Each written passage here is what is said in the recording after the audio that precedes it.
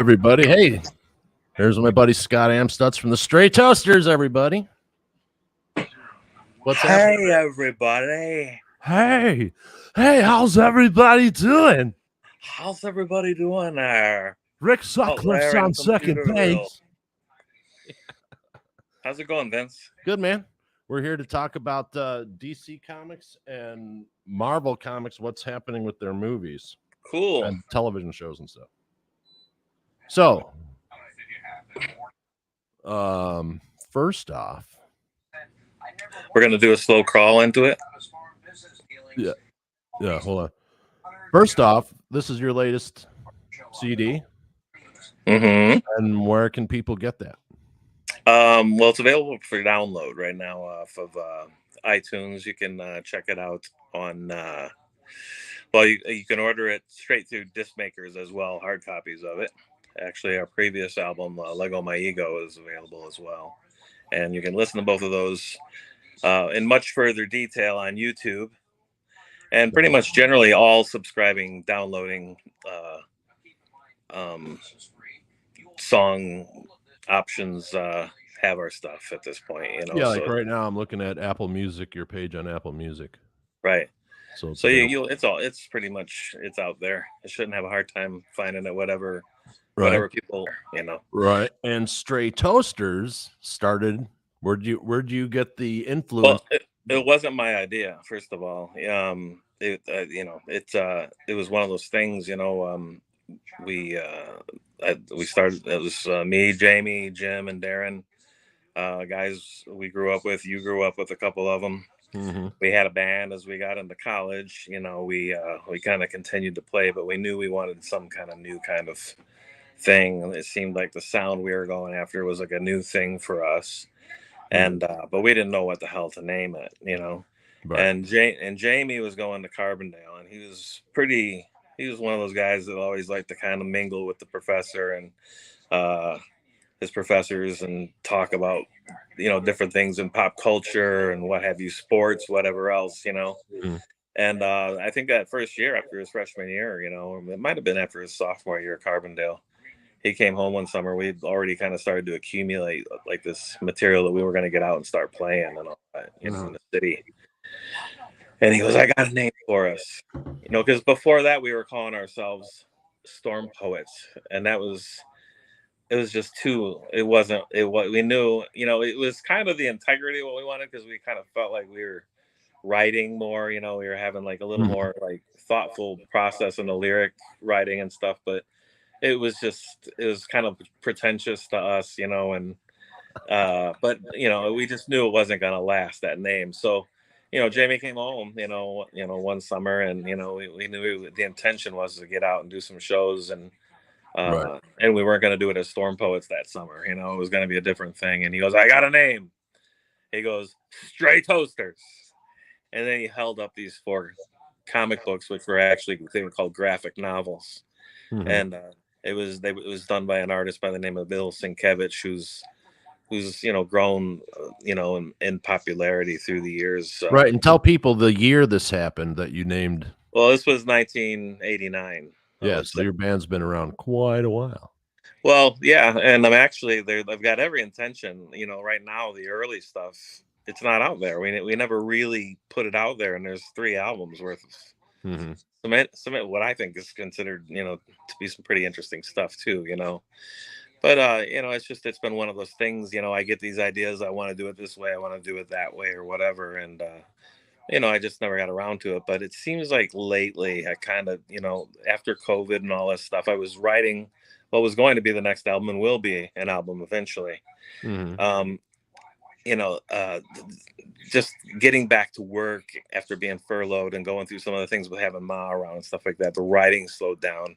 Right. And I think the idea is to kind of try to start writing a little again, but in the meantime, try to start thinking about getting some of that older stuff out there and get the feels out for that. And I was actually thinking, you know, maybe a video or 2 or something interesting, you know, to kind of see what comes of it, you know, just to get some creative juices flowing and reaching some new people and stuff like that. So I think that, I don't know if that'll be how it all goes down right now. Right.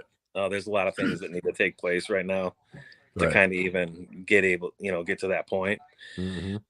But it's much more realistic than just like getting out and just starting up and rocking again and stuff like that. Which I don't know. Something funny happened during the pandemic where I just feel like there's gonna have to be this uh something's gonna have to happen to kind of really want me to get vested into it on that level, again and stuff. And I'm not quite there just yet. That's why I feel like there's a lot of work that was done before.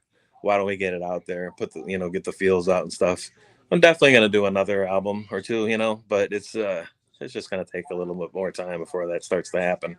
But I will say though, Bill Sienkiewicz, he has an exhibit up at the Dunn Museum. Why can't I think of the town it's in? It's up north here in Illinois right now. It's going to go till the beginning of September. And What museum is it at? The Dunn Museum. And I went up there, and it was Oh, it's in Libertyville. Libertyville, yeah. Yeah. And and it's got, you've seen some of the stuff I posted, pictures from the exhibits and stuff. So if you're a Marvel and DC fan, he's done plenty of he's done plenty of the heroes, and there's really interesting takes on both cinematic and classic, early comic kind of rendition stuff, of all the epic heroes and stuff. But he's got a hallway dedicated to Stray Toasters, and I spent a lot of time in that hallway just like kind of stuff, and you never think that these things are going to happen. And and a lot of me like just being there and seeing this thing, I was like, is this a sign I just need to get going with this fucking thing again? Which I've been on the fence too, as well. Like, I mean, is it time to create this new thing? Should there be another Stray Toasters? I just but I don't think I ever want to like just lay it down. I think a lot of work went into it. I think I should at least be good to it and properly get those first 3 out, do some video stuff, probably take a crack at a whole new project and name it Stray Toasters and see where it all goes. But it's been I've had it a long time, and we've done some pretty cool things, and I don't know why do that, right? So now where was this taken? Oh, that was Chicago Theater backstage. We were on our way downstairs. That's backstage at the Chicago Theater. Right. And you are a huge comic book fan. You're a collector. Yeah. And you there's our buddy Corey Smith. Well, you introduced me to Corey. Yeah. Great guy. Totally. Got really, really great taste in a lot of things, both in the comic world, cinema, all kind. The guy's really smart, and that's a print of drawing done with pencil. Everybody, that's amazing. Well, I wanted that print, and I ding-donged around. I didn't get it, and then Corey went with a new printer to print up his new stuff, and when he canceled out his contract with the old printer or whatever, they were like, oh, you got a bunch of stuff here though that you never picked up. Right. And he had some Silver Surfer stuff in there, and he had one in blue that's what I was holding there. It looks really super cool, and I was very happy to get it. And I got it at I felt like a pretty damn good price, Yeah. But I like his stuff, a lot. I don't have a ton of it, but a lot of the stuff that was important to me, the Silver Surfer, the Captain America, Red Skull, Spidey, the Hulk one was incredible. I actually got a Bruce Lee one that he did, which was pretty fantastic, But yeah, Corey's great, I'm glad that he's Illinois native. It's weird that there isn't like a gallery with just like a room of his stuff. Well, like I said, that could still happen. You know what I mean? I mean, look, I just went. Bill Sienkiewicz has been hanging in the Dunn Museum for 3 months now. And I've thought I done missed. Is there a joke there? I thought I done missed it, but I thought I done missed it. Yeah, but it's. I don't know if it was intended to stay there that long. I was very surprised when he was there for the signing. The line was out the door. I mean, when I used to see Bill at shows, when we would go, line was out the door. very attainable. I mean, it wasn't like he was getting mobbed by people or whatever, but Bill has grown in popularity, obviously, and right. And there was a lot of people there to see him that day, you know. So he's definitely he's got he's a himself out there. legend. Yeah, I'd say. well, he's got a style. It's all his own. That Right. It's kind of like, there's never going to be another Police, band or something. It's in that realm. You just don't go and sound like some of these other bands. Well, he's one of those artists you aren't going to be able to like really mimic entirely. You know what I mean? Sure. And this was a gig at was this? Well, that was down in Chicago. It was right across the street from Double Door, and it was, oh man, it's there's you do enough shows and you start having a hard time remembering. Right. I believe it's still there. Yeah. And it's got a very fancy name to it, but I can't remember the name of it though. But I will say that the guy that owns it, we went to high school with. His name is Matt, and they call him like either pink hair Matt or red hair Matt or something like that. I can't think of his last name either. It's pretty bad, isn't it? Yeah. We are getting old. I didn't know you were going to throw a lot of these questions out at me like that. We're aging. Yeah. But that was honestly though, and I don't know if we played there once or twice. We definitely played there once. Yeah. And the only reason we didn't go back is the sound system wasn't really all that great. It was handled pretty poorly, actually. But the layout of the club, was pretty awesome. Fantastic. And as you can see, the stage was amazing, Right. Oh, for sure. Yeah, but it didn't seem organized enough for us to want to go. It didn't seem beneficial for us to go back and do something there. You got to go through growing pains sometimes in this business, Oh, for sure. Yeah. And then here's two hooligans just causing trouble. Yeah, that was at a show, was it? No, that was at the Make-A-Wish show. Yeah, it was Make-A-Wish. Yeah. Yeah. We did those Make-A-Wish shows, and you emceed that night. Yeah. You emceed a couple years. You were like, you had a good time with that. Dude, I loved it. Everything you said was funny until you started cracking jokes about me, and then I just kind of yeah. And what I really loved, like the second one, I came up with the swear jar. And I I walked out with the swear jar and I went table to table and I like doubled the take in like 10 minutes. Yep. Well, everyone's got the joke. Then there was no kid. Right. We waited till the kid. There was a few kids there and then they left. And then when it was all adults, I brought out the swear jar. Yep. That was funny, man. That was totally funny. But yeah, so they're canceling a bunch of projects. Here's one of them they canceled at DC. Are you serious? I didn't even know that was a project. Yeah, that was in development. The Wonder Twins. Twins. I'm surprised, to be honest with you. You know what I mean? It's like, to me, like it seems like everything that these companies are trying to do, like it kind of seems to me like it all works. There's something for everybody. Right. Sure. I mean, like to be honest with you, like if Shazam's getting a number 2, which they're talking very highly about it right now still. Right. Well, why not try, the Wonder Twins? You know what I mean? I mean, it's worth it. Is it Chim Chim? Is that Chim Chim? Yeah.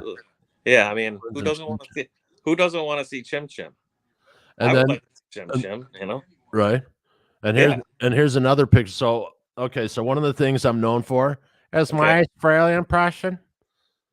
So I just had to post this. Okay. Well, that was all right. So, but what's great about that picture, besides it was one of the rare times that we had girls with us. Right. Well, I mean, that goes with the joke. Remember what Ace said to us, right? Oh, yeah.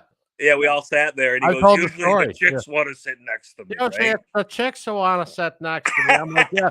I'm like, fuck them. They didn't do Kiss concerts in their room, Right. Right. I thought it was funny, But, that was a great night. Oh, totally, man. And Ace is, I think probably Peter Criss was always very genuinely. They're all nice. Yeah. But I always felt like I enjoyed Ace the most. I don't know what it is about him. He's just. Yeah, he's got the vibe. He's got this amazing like energy about him that like he's cool. He's the lead guitar player and he lives up to it. You know what I mean? He was like the outlaw of Kiss. Right. I guess you're, yeah. You Even know what though I I mean? think Gene tries to be the outlaw too, though, you know. No, the outlaw, the pirate, drugs, drinking, Yeah, but see, like that's another thing though, growing up that, Mhm. that was part of comic book culture, right? Here we are in the 70s, what kid wasn't hanging out at 7-Eleven, Right. you getting Marvel DC Slurpee cups, having Slurpees, reading comics, and then along comes the first issue of Marvel Super Special, Yeah. Kiss, by Marvel Comics. Right. And all of a sudden, we already were starting to kind of vibe on the whole Kiss thing. We were getting a Oh, little sure. older, and like, Mhm. oh, this is cool. Look at these guys. The dude's spitting blood, and he's got sparks coming out of his hands and stuff. And then here comes this Kiss comic, and they fight Doctor Doom in that issue. Mhm. Silver Surfer, Mephisto is in that issue. It's pretty cool. I mean, and on top of that, then they start this thing and let everybody know that they all put a little bit of their blood in the Yeah. ink. No, I had the comic too, yeah. Right. Yeah. Yeah, you got it. Yeah. Well, I actually got it. I've got all the guys on except Peter. I still need to get Peter to sign that thing. Gotcha. That's one of my ongoing things that I'm Mhm. chasing down. Besides my getting my Devil's Rejects all Right. wrapped up. But I mean, Kiss were one of those first things that Marvel Comics Mhm. like kind of went off the beaten path with and pulled something in from another genre and brought it Right. into the comic world. Right. And it worked quite well, right? I'm Oh, surprised for that sure. actually Yeah. they did do a second Marvel Super Special with them, Yeah. but I'm surprised there wasn't a whole lot more. But Marvel and DC, they really didn't start rapidly moving into the multiple issue thing and they try Mhm. this and that until really when they get into the 90s. Right. And it was a binding storyline or something amongst all the issues of all the heroes and stuff that Mhm. kind of got you going. Marvel's always been better at that, I think, than DC about combining like all the heroes and villains into like a one storyline thing. They were also really good about getting the heroes to fight each other a lot of times. Yeah. They pulled that idea in really really early in like the mid to late 60s or whatever. They were pitting Spider-Man against the Avengers, the Hulk against Captain America and Thor. They did that a lot, Right. but it was exciting to see that. You know what I mean? It was like this added thing. Everything was still so fresh and cool with these heroes. We weren't used to seeing them yet. So it was kind of neat to see these Right. ideas. I mean, the guys that made the comics in those days, they had a lot of really great ideas, and they just really knew what they were doing when they were writing the stuff. And Mhm. you know, I Yeah, it, like, I mean, that at that time, when we're coming up, it was Kiss and Star Wars right. and Starsky and Hutch, Well, even horror movies and to a certain degree, because Marvel had a yeah, horror comic, and yeah. there, Incredible we Hulk, Lou right. Ferrigno. A lot of people, I've read before. A lot of people considered the early Cap before it was Marvel Comics Cap. Mhm.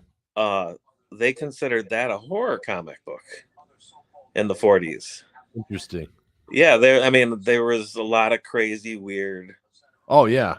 things Totally. in those books. Other beyond Nazis and the Red Skull, who was kind of a monster, right? I mean, Mhm. but I mean, like there was a lot of Cap trapped in a castle somewhere with some freaky monster and stuff. I mean, there was a Oh, lot of, totally.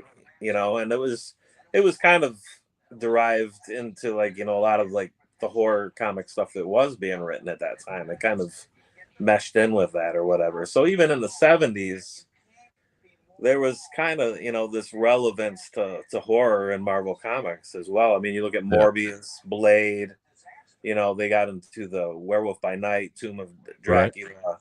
They had a Frankenstein comic. I mean, they got into that stuff too, and that too, they got Oh, they had pirates and cowboys and Indians and the right, Shadow and detective right, comics and eh, all types of everything that you can every genre was, the right, pulp comics. right. And I mean, you had Guardians of the Galaxy, which I think came out even before Star Wars, which Mhm. if you look at that idea now and like you look at what George Lucas did, you could kind of say, did he read some of those books? Did he get some ideas from all that stuff? Right, It's and sometimes you're just influenced by something. Like, for example, check this out.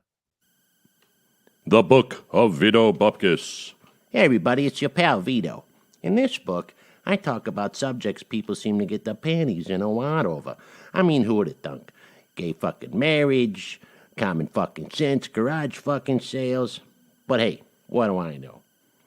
Guaranteed to offend, and it's available now at vincentcustos.com.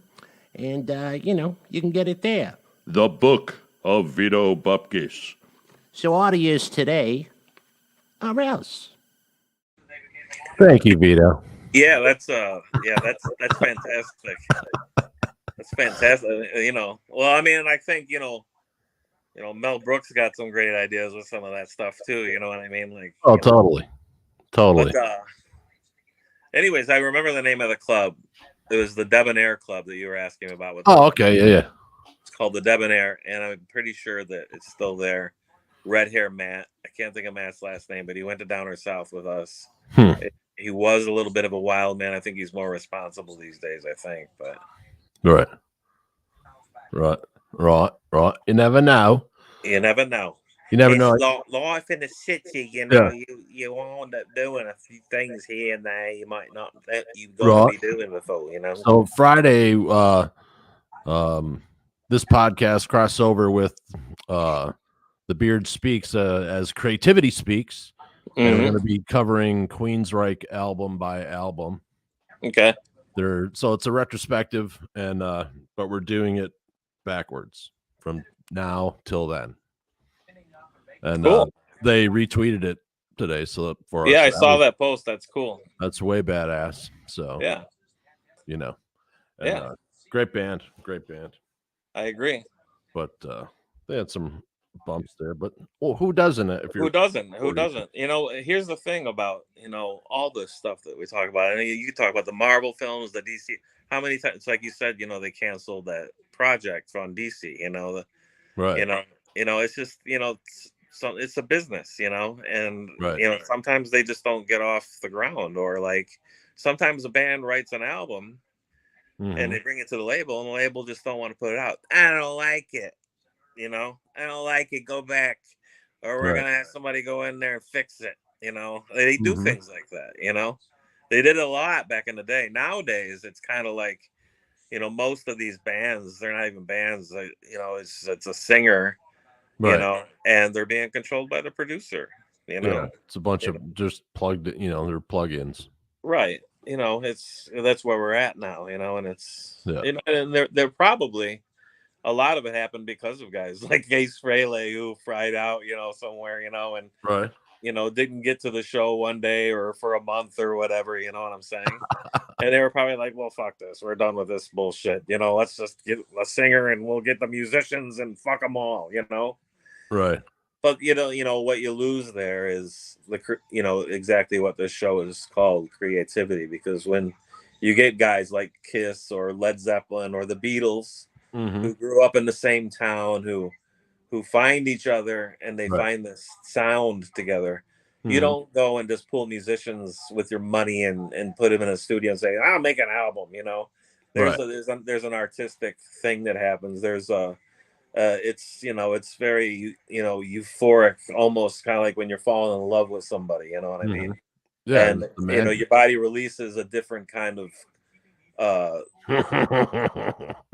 It's like that. It's like that. For sure. Yeah. And I'm not trying to be funny about it. Really, it's a very it's a thing that happens. And, for sure. And when you are with people you like that you feel like you can write with, and once you establish that, there aren't until you kind of wear it into the ground for whatever reason. There are the there's no ceiling. You just you keep building and building and building on it. And I do think that, the business side destroys that sometimes. I think it destroyed it a lot in the late 80s.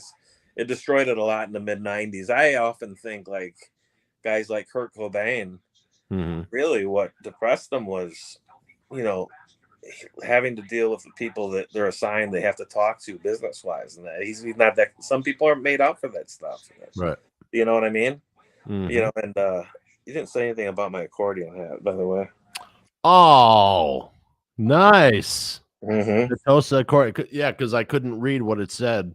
Yeah. Okay. Okay. So, oh,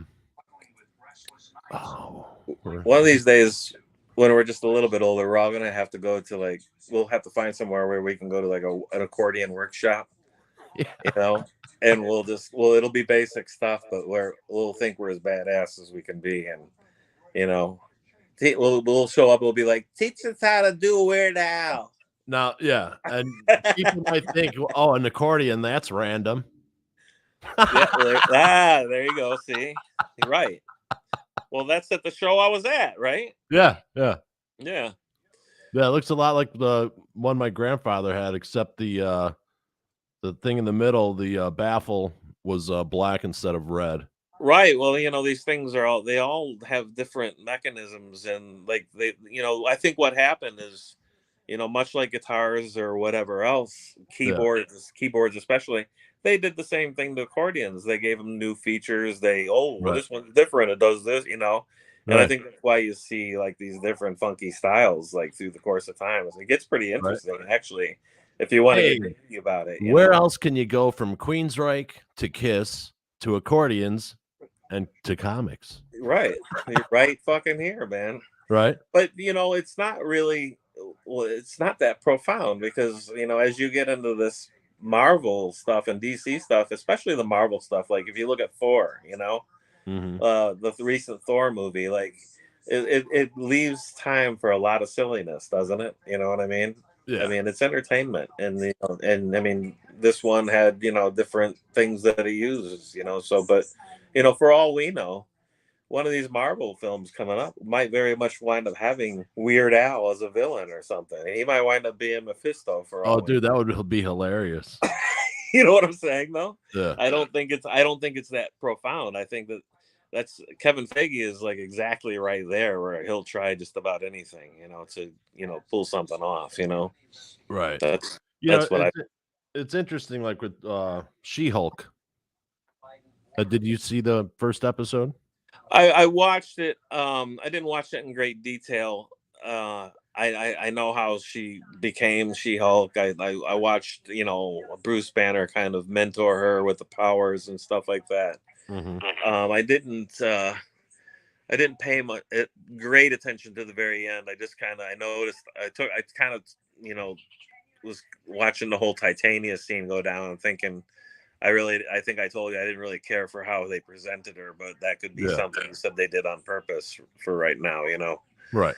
But I mean, I think she looks great, and I think that it's like as far as if you're going to compare it to the comics, I think it's actually pretty fairly accurate. Like Yeah, the tone. yeah, sure. the whole tone. It seems like it's all there the way she was presented in the first place. Yeah. So they did nail that whole thing down. But there's a lot coming.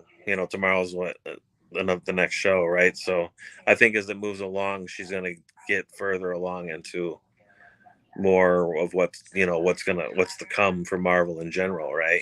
Yeah, well, yeah, Daredevil's coming and Right. other Well, people. Daredevil's going to be on the show, right? So, and Mhm. he's a lawyer too, so they're going to cross paths on both legally in a courtroom and also probably with a bad guy or something. Oh, for sure.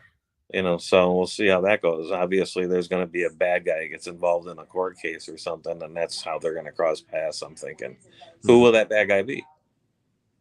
I don't know. Huh? I don't know. I don't know. I don't know. But I'm thinking it's gonna, a lot of what I've been hearing, even with Spidey, is that they're gonna really focus on mob-oriented villains for Daredevil, Spidey, and Punisher, and Street level guys. the street level guys. So Kingpin, I think you're gonna see Hammerhead show up. Nice. You might even see, that Doc Ock took a turn for a while, trying to be a little gangster for a while there. Silvermane, the Owl. Yeah, we'll Hulk. Will we was get what's his name? When Hulk was the mob guy. when the guy in the gray form, Mr. Big.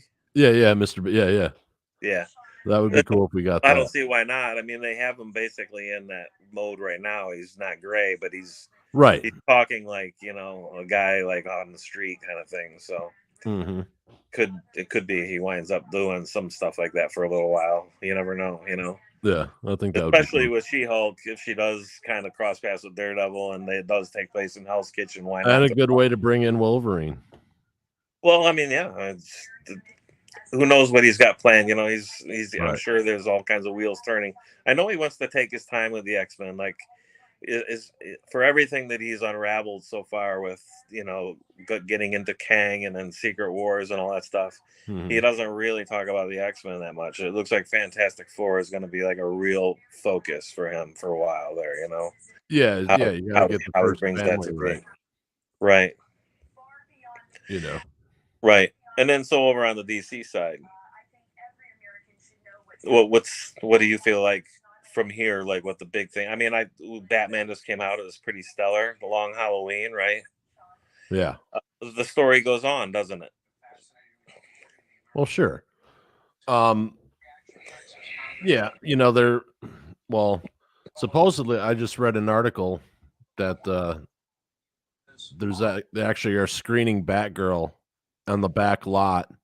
Okay. For the people who worked on it so they can see it before it's into the hard drive eraser. If they ever did like a Batgirl, I would like to see them take like the 1966 approach. Now, supposedly, they're keeping her as Batgirl. They're just not releasing that film, so she's going to be in other films. They're just not releasing that movie. Mm-hmm. DC does a lot of movement, like with multiple shows and stuff, and something like with Marvel, where everything crosses over, kind of pretty much. DC doesn't necessarily do that, and then they had massive changes, and now there's new owners, and right, all those guys are out. Hamada's out after Black Adam's released, right, and The Rock's production company wants to take over DC Films. So we'll see. That's what's going on according to what I'm reading. I don't know. Mm-hmm. Well, I think that's the thing. DC is always trying new things, and they don't get themselves married into this long telling plot line. Well, here's the thing. Marvel has always, Marvel does good with their movies and their TV shows, and some people just don't. Some people just hate everything Marvel does, and they just want to poo-poo on everything, Right. But DC, their animation is so strong, and always has been. You know what I mean? They put out great animated movies. Right. You know what I mean? So why not just up the budget? You know what I mean? Yeah, I mean, I think that they could do that. I mean, I don't see why not do that. I mean, people, there's a market for it, right? I mean, they just seem to go a little slow, And the other thing is too is like it, like I told you before, like with Marvel going into the 90s, even before that, they always had this way of crossing these stories from issue to issue with different storylines and stuff, Right. And to me, they've used that right going into the cinematic universe from day one. The movie would end, and it linked it.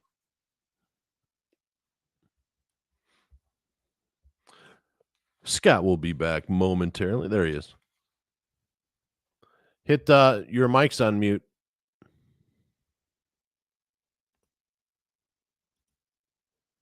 Can you hear me?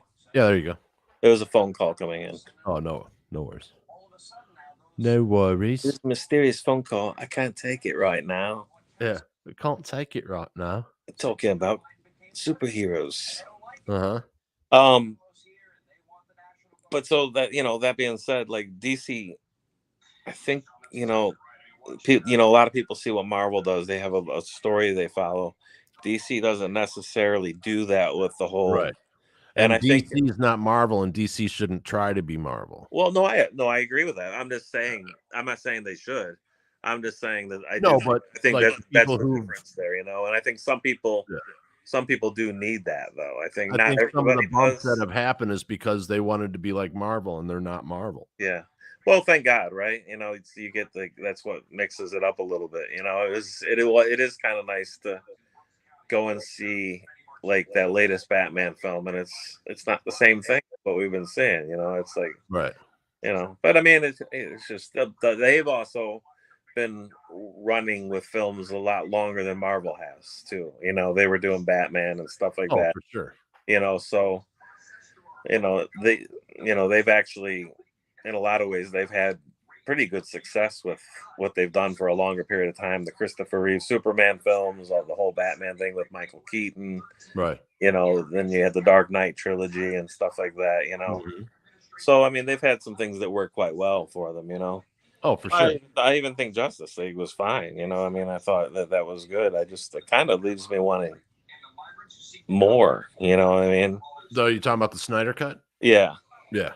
That's a brilliant. I've watched that like 5 times. Well, and the Superman film was fantastic. Yeah, absolutely. I'm excited to kind of see Flashpoint, what they're going to do with all that, you know. So there's a storyline. That's a storyline now that can cross over some things, you know. But we'll have to see what they do with that. There you go. Flashpoint. Flash was always one of my favorites, you know, in the whole comic world, and I'm glad that they, you know, came up with that idea to give them that much power to be able to manipulate that time and you know, storylines and stuff like that. Yeah, I'm representing my 2 favorite. I got Cap, and then I've got the Superman Blue. Okay. Yeah, you know, I thought about it, but then I was like, the accordions. We got the accordions, you know. Right. Oh, here's a sharp dressed man, and he'll be on the show this Saturday. Very nice, and he is very sharp dressed man, isn't he? Absolutely. I wonder. Our buddy Brian. Yeah. Well, he grew up in Westmont, right? Didn't he? No, Downers. Well, I thought he lived over in the Westmont side, though, didn't he? Well, no, he lived over more towards 55th Pond. Okay.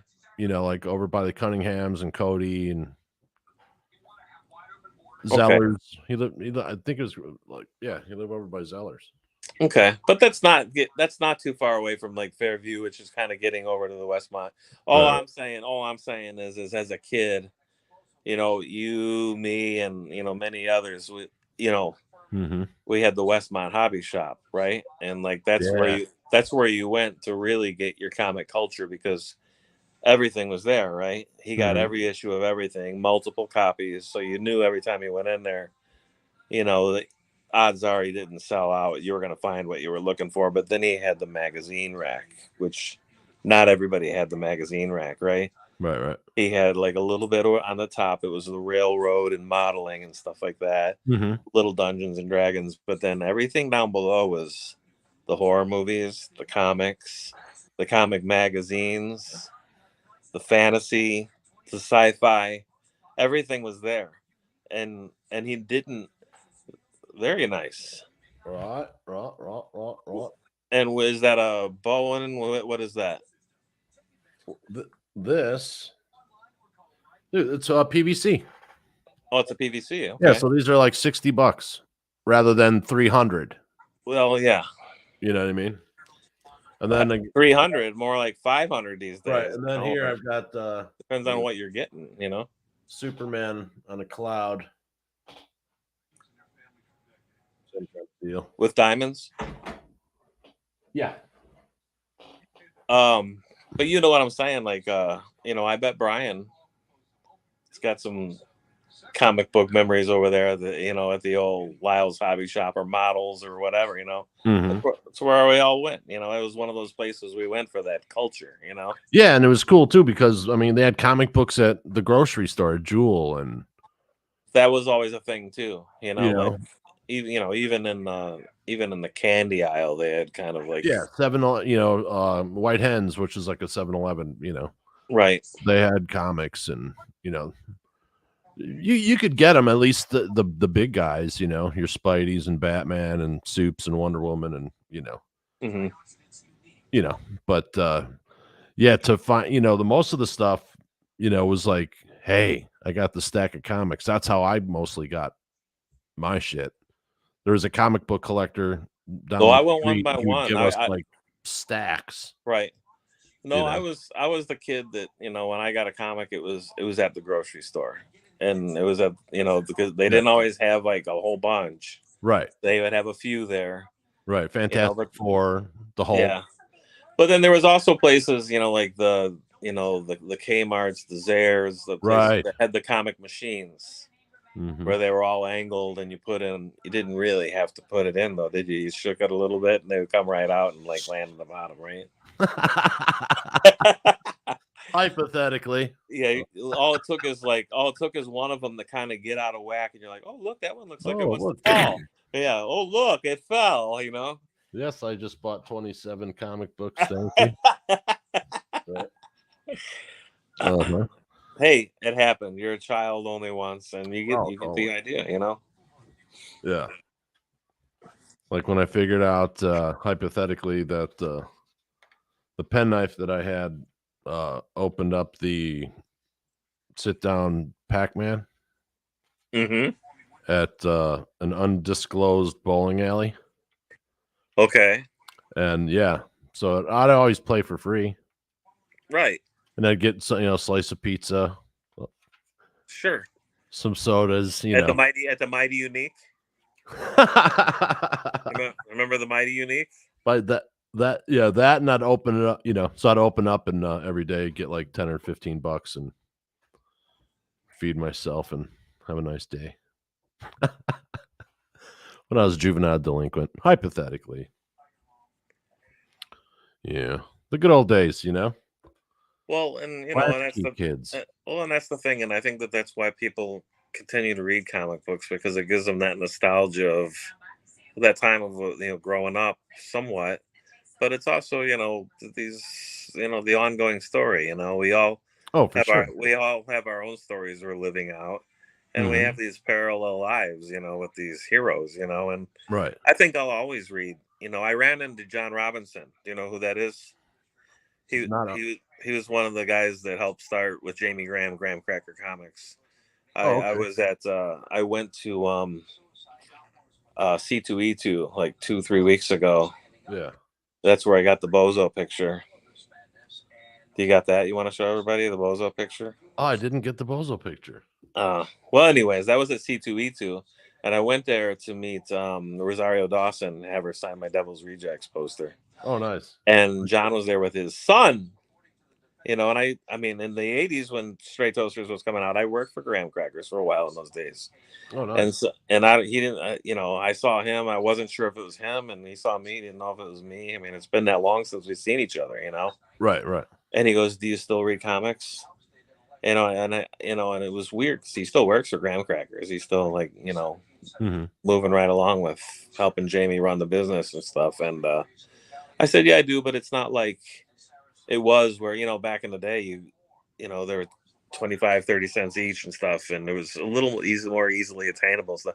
They're legitimately $5, $6, $7 sometimes now, So I don't necessarily buy everything anymore. I'm kind of got, you told me something 3 or 4 years ago that at the time didn't make sense, where you were getting trades, you would wait for the trade to come out, It makes a lot more sense now to me to wait out. You have the whole story right there.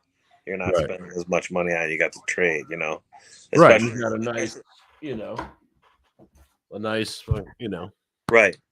Right. So, I mean, for the person that wants to collect them, so be it. Go ahead and do it. I think for guys like you and me now, I mean, I think if you can lay back on reading a whole like storyline of whatever, and then pick it up when it comes out. Yeah, you know how many times I've read Flashpoint? You know what I mean? Right, sure. And you got it right there. Right. Yeah, because we always talk about time travel and shit, so I'm always fucking using that as a reference. So I would say that that's something that they're kind of preparing people for, but like the trades have become super popular, right? Right. They're really popular right now, and I do think that the cost of the books has a lot to do with it. I think people are they're willing to wait it out and just get it in trade form and like read the whole story, or whatever. But I do think eventually, they've been working at it, but I think eventually people will be downloading their comics and just reading them online and stuff like that. Yeah, I mean, they have the digital now, and I'm not a fan.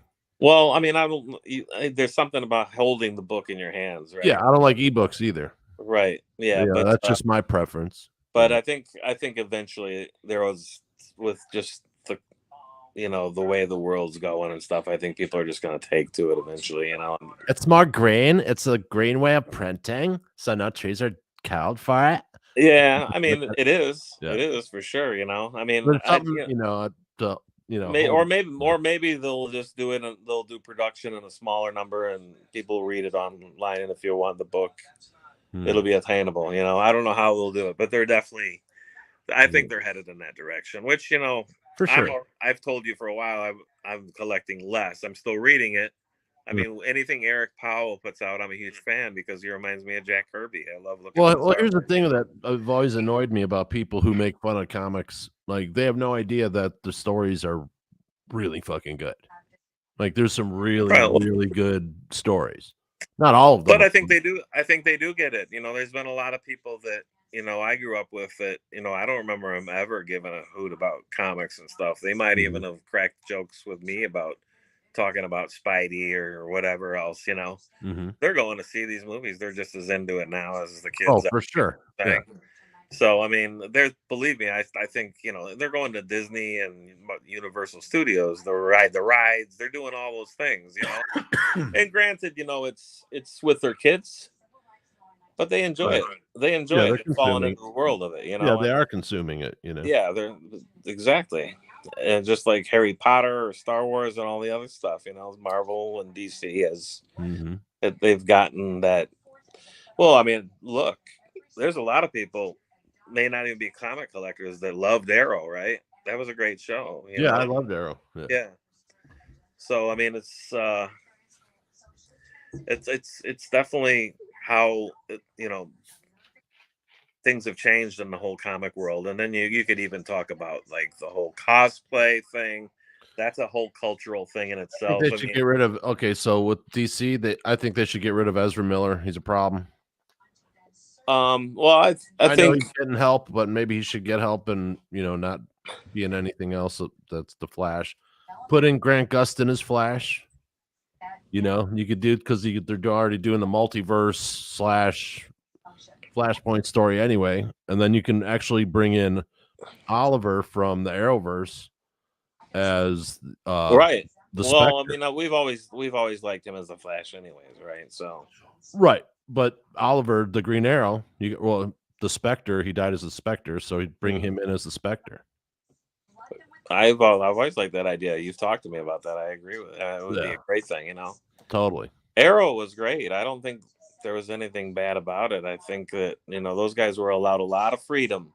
Yeah, and they found great actors and actresses to fill those ideas. To bring it. That's the Berlanti verse, right? So Berlanti supposedly is being put in charge of the DC EU. So Berlanti's gonna, be in charge of DC, like Feige. Well, yeah. Well, I mean, I think that might be good, right? And then you might actually start seeing some combining of some things. Yeah, because he can work on multiple things, and he's already, been tested with medium budgets, so now they can, and then maybe you can get Zach back for, complete his trilogy. Well, I think there's a lot to look forward to. Straight Toasters was supposed to get a movie at one point.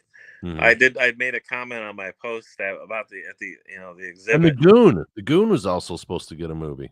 Well, I think the Goon will wind up getting a movie. I mean, they raised the money for it, right? Why wouldn't the Goon be? I mean, it's like people love zombies. People love zombies, and then Frankie with that little orphan Annie face, and then you got the Goon, who's kind of like the Thing, right, from the Fantastic Four.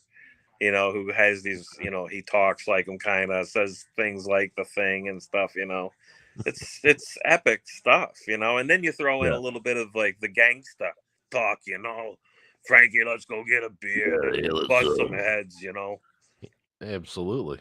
That's a good movie right there. The like so much comedy, but yet at the same time, you could do some really wicked things with the monsters the Goon has in his world, I'm sure that Eric Powell has ideas in his head right now, and he's just waiting to, like, when we get the Goon, it's going to be the perfect thing in my mind. You know, Right. was I mean, very it looks happy. great. I mean, I've seen, test images. It looks fantastic, but Yeah, I think he'll get it. I think he just wants it to be right. And I think that's the only reason why it hasn't happened yet. He wants it to be right. Because that's your guy, right? I right, mean, like like Spawn, and then McFarlane with Spawn. right. Like, why isn't that funded? Already, it's already made a ton of money. Why isn't that funded? Blows my Well, mind. maybe McFarlane saw the first film and said, "I want it to be better than that. I want to make sure it's better than that." Well, yeah, he wants to direct it. Period. Right. Well, then there's your answer. Right, but they should trust him. I mean, It's Todd McFarlane, for Christ's sake. Well, they can do it. I mean, some things were done really good the first time. The Crow was amazing. You know what I mean? I thought the Crow was absolutely. Yeah. I think they should stop remaking that movie. I will say They're this obsessed, yeah, on that side of things, Blade Runner has become like kind of a hot comic item, and I just don't know that you can keep creating stories around that storyline, like it's getting really watered down and stretched out and stuff like that, and they've talked to Ridley, they've talked to Harrison, and they talked to Rucker before he died and stuff, and he was like, it really didn't need a sequel. It really kind of held its own as a one-off thing, but when you saw the 2029 Blade Runner, I didn't like it. well, see, but that a lot of people didn't really like it either when they saw Blade Runner, but like you can revisit it, a year or two later and be in a different perspective of things. And I always felt like Blade Runner was like that because people thought, first of all, oh, Star Wars, Harrison's in it, right? And it wasn't, was it at all, right? So that movie wasn't accepted very well, right? Now people watch it and they're like, oh my God, this movie's fucking amazing, And I think that's everything with that whole, concept, I do think that the movie didn't need to be as long as it was, but it had really great moments. Cinematography in that movie was amazing. Of course. It was amazing. But what I will say was a great idea that they took too long to tell that story in that movie was, can a human and a replicant have a baby, And that's kind of what we found out, right? And then on top of that, we found out, was Harrison a replicant? Or was he human, So I actually thought that the ending was very, very touching. And I think when you really fully grasp what they're trying to do in that film, very much so like the first Blade Runner. Yeah, I still don't like it. Oh, okay. But I mean, yeah, it looks like, I agree. Like, cinematography is amazing. I just, right. Well, right. So, and then that being said, though, I'm I've worked with both Scotts for a ton of times on commercials and music videos and shit. They're really nice guys. Ridley and his brother, but it just didn't jive. Well, this wasn't Ridley though. The Ridley. No, but the first, right? Yeah. Right. Oh yeah. Well, Ridley was ahead of his time with that movie, though. I mean, it blows my mind still. I can't think of the actor's name, but the guy that played the toy maker in the original Blade Runner. And I was talking to him at a film show once, and he goes, "Yeah, we shot that in downtown Los Angeles. That whole thing." And I'm like, "How did he do that in that city? It just everything looks so set, Well, and we shot in the same building that Blade Runner was shot for the Rolling Stones video directed by Ridley. Right, and it blows my mind to this day, like how he pulled off some of that imagery that he got. It was really talented. Yeah. Technically, it looks great and everything. It just wasn't, my. What's your favorite? I mean, obviously, the end of Blade Runner is pretty amazing. He's holding the bird, he's dying. And that little kind of poetic thing about, the things I've seen. Right, the little slow-mo scene. Yeah. I also thought in that movie after he kills his maker, who's played by Joe Turkel as Tyrell, when he goes down in the elevator after that, and that look on Rucker's face, like, I'm gonna die, you know, like, it's pretty intense stuff, you know what I mean? Like, that movie is just like on Yeah, he so was many. one of my favorite actors, Rucker. Right. Well, that movie was made for. I mean, I think he's got a really cool part in that movie, and he's the perfect voiceover because that movie Right. originally Didn't have the it was a voiceover. film noir movie, you know, and Right. and they had dubbed his Right. thoughts, you know, like you could Yeah. hear what he was thinking when he was flying around in his uh, patrol car and stuff like that, you know. Mm-hmm. And I thought it was kind of like poetic, kind of, you know, hearing that stuff. I kind of miss it sometimes, you know.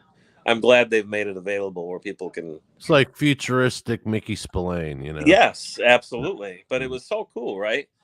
And then you know, so it was a really, really good movie for Harrison, but man, Rutger kind of just stole the show. And you know, even Joe Turkel as the creator of those replicants, though.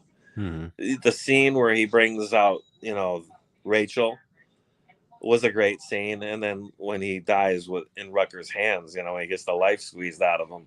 Yeah. That whole scene, you know, from the chessboard to "Can you save me?" It's pretty intense, you know. I mean, there's just so much that's great about it, and then just like the rooms, the rooms, just like everything was so perfectly planned out, you know, and well directed for that film. It's just, where do you begin, where do you end? You know what I mean? Oh, totally. I mean, that's a film that you can kind of watch your whole life and never really kind of always be able to pull something out of it. You know what I mean? And you know, it really it's kind of like how the world is right now, right? I mean, they created these replicants and they brought them into the world, and then they want to take them out, and they just want to live. They've got these implant thoughts. They just want to enjoy their lives, right? Right. It's very similar to what's going on in the world right now, you know, like these people just want to, you know, a better life, right? And they're stuck between governments and, you know, upset people and all this other stuff. It actually has relevance to what's going on now in the world, you know. I think it does, anyways, you know. Yeah. So what did you think about the Watchmen? Original film. I liked it. Yeah, not the HBO series, but yeah, no, I liked it. I thought it was fairly accurate to the graphic novel. Didn't you? Yeah. Oh, yeah. It was almost picture perfect. It was just slightly boring. Yeah, I just think that kind of comes down to, I hate to say it, because I think he had some good actors, but I also think as a whole, I think they didn't select actors and actresses very well for that film. You know? Well, another director, Zach, I worked with him on a bunch of commercials. And when I heard it, he was directing it, I knew it would look beautiful. All his stuff always looked great. Okay. But when actors are involved, there's a different, kind of like Lucas in a way. You know what I mean? Like, so I mean, look at what we're saying here. I mean, look at what a great director gives you, and then look at what, you know what I mean? Right. You know what I mean? Like, the talent's there, you know, but I don't think, you know, I think maybe actors are kind of a hassle. It could be. You know, I always liked Watchmen. You know, you know, it's one of those. It's, you know, it kind of sits as one of those movies. Like, and I have to give him props for doing comic book accurate suits. Yeah. You know, because we weren't getting, you know, I'm still not a fan. Take Batman out of the black outfit already. Fuck. You know, that's why I like Affleck's Batman. I'm like, enough with the black fucking suit. Okay, you got it. You're tortured. Well, woe's me. Right. You know, okay. I think that, yeah, I think they go with the black. I don't know. I think it works with. You know, it's not what it's supposed to be. You know what I mean? Well, that's why I told you with Batgirl, why they should go with, like, they should adjust people to like a more fun aspect again. Right. And then maybe try to bring Batman back into that realm of things. Like, I think Marvel should like do like release you know, one movie every year, not out of continuity, but Mhm. it's Silver Age. You know, do a 19, Well, I think they're talking about doing that. yeah, like do a 1962 Fantastic Four. Do a Yeah, I think they've something talked about doing a one-off Cap film, that would be cool. Yeah, and yeah, they then should I'm do sure it. that'll be like one of those things where they're going to put the feels out, and then we'll see if they want to do that again or whatever. Right. I think What If is a big feeler for that kind of stuff. I think. Did you watch the What If series? Yeah, The animated? yeah. They did a great job, man. Well, yeah, it does. And like what I like about it is, for kids that are watching it, it gets them thinking, right? It gets Right. you thinking about alternative options in life and stuff. It's a great thing. It's a great place to put Yeah, someone. and some of that, bled into the Into well, it's live supposed to. action. It's right. Yeah, it's Yeah. supposed to. Yeah, it's all part of Right. The alternate universes and Right. that sort of it. Yeah, of course. So the animated universe.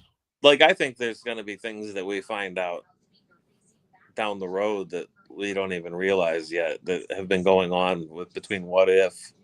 We've got a little bit from Doctor Strange multiverse, right? Yeah. Vision and Scarlet Witch, Loki, and the Spidey film. I think those particular shows, we're still gonna see this unwind, and I think it's gonna, like, when you get into Ant-Man and Wasp, this next film. You're gonna once again we're gonna get like a little introduction, I think, to The theory floating around is that Paul Rudd's character is going to die. We'll see. We'll see. But it would take someone like on his level to make the audience invest on whatever moment that is going to be with most likely Kang, I would assume.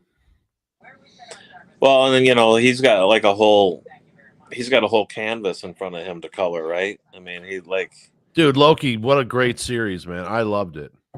I thought Loki was my favorite out of the whole first run of the shows or whatever. It seemed to be the most focused, but also it was like it was the most aggressive with just coming up with like new ideas and stuff. It was a comic book. Huh? It was very comic book. Yeah. I mean, it sounds weird to say about a movie's based on a comic book story, but sometimes they go way away from the comic book and when they shouldn't. Yeah, I mean, they did. It had kind of a frame to frame kind of feel to it. You know what I mean? And it did have that. Plus, just the actual world he was at. Yes. That he went to and stuff. Dude, and all the Lokis. Oh my god. Yeah. That was pretty cool. Name with the right. Or the alligator Loki and what a great, you know what I mean? Like, right. Yes, he thought he was too old to play Loki, Mm-hmm. That was great. I'm like, give me a series with that guy playing Loki. Right. But then, when they brought in Kang at the end, and some of those scenes were great, Yeah. And that kind Tim and what was it called? The Underground Railroad series. It was like a horror based in the 1800s. There's escapes, dude, holy shit. Really good. I don't know anything about that. Yeah, man, really good. Okay. Yeah. And it's called the Underground Railroad series? Oh shit. I'm gonna sound bad if I name the wrong one. Because there's two series that two of the actors were in both of them. So I keep on getting them flip-flopped. But yeah, he was he's a really good actor, man. So when I found out he was playing Kang, I'm like, he'll bring it. You know what I mean? Mm-hmm. Just like they needed someone to fill Downey's role. Yeah, well, I think that Kang is going to be the next Loki. You know what I mean? Like, right. Loki, but as far, like everyone's a good actor, but they needed a new great actor. Right. Well, to, I mean, refocus things. He seems up to the task for it.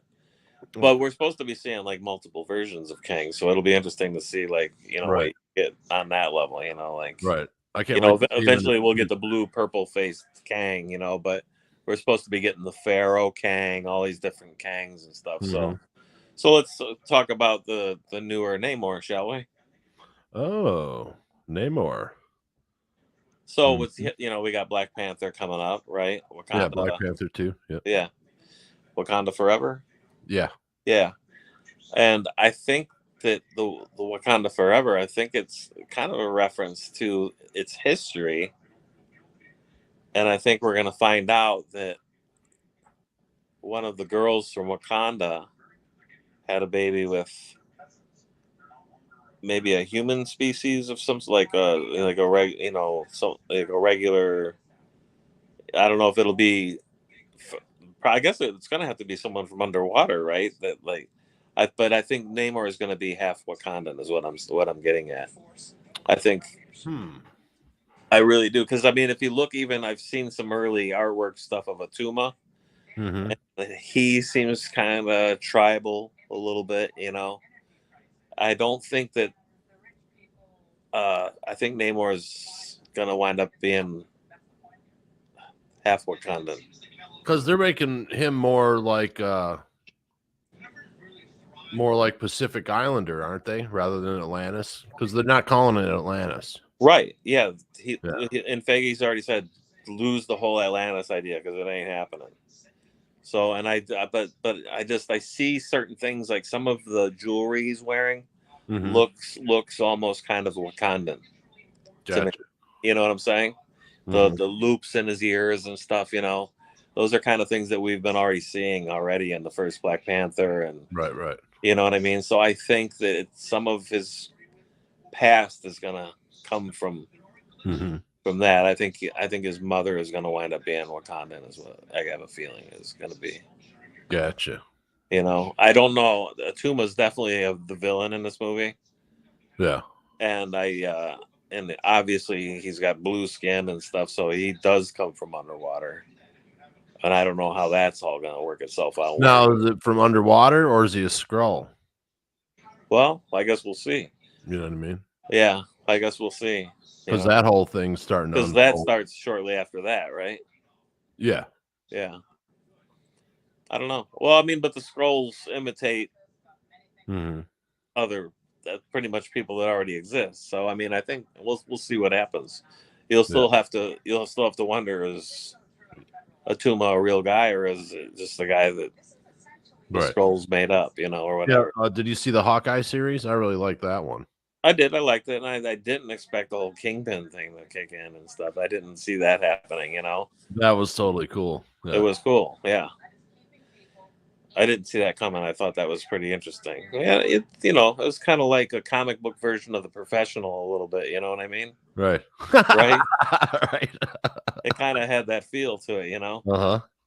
Except he doesn't get off at the end, you know. Right. Yeah. But I don't know. We'll see how that all works itself out. Right. What's the plan with him? Are they just going to bring him back in another series too, or? Probably. I think he's gonna run. Okay, so there's some rumored talk going around that they're gonna do like an East Coast and a West Coast Avengers, Okay. and then he'd like be in charge of the West Coast, which is the Young Avengers. Right. Because Like, I mean, he'd be the Vision. it seems like the wife doesn't want him doing it anymore. You know, I mean, right? He had the kids with him, and all that stuff kind of happened in the last one, right? You know, so Right, but she's also an agent, an ex-agent. right. So, Well, it seems to me, I don't know. I got to think back, but it seems like they have had dialogue about maybe this isn't something we need to be doing much longer or something. You know, right. It seems like that's something that is in the air with them, kind of like Maybe there's scrolls. Well, yeah, I mean, we're gonna find out a lot about that, like who's what, and where. You know what I mean? Or was Yeah, it? because Fury's coming back from space is the last. And we do know that he's actually been trapped in space, and that he has been duped. That the guy that's been Fury on Earth is a Skrull for sure. Right. So that's what that. Oh, absolutely.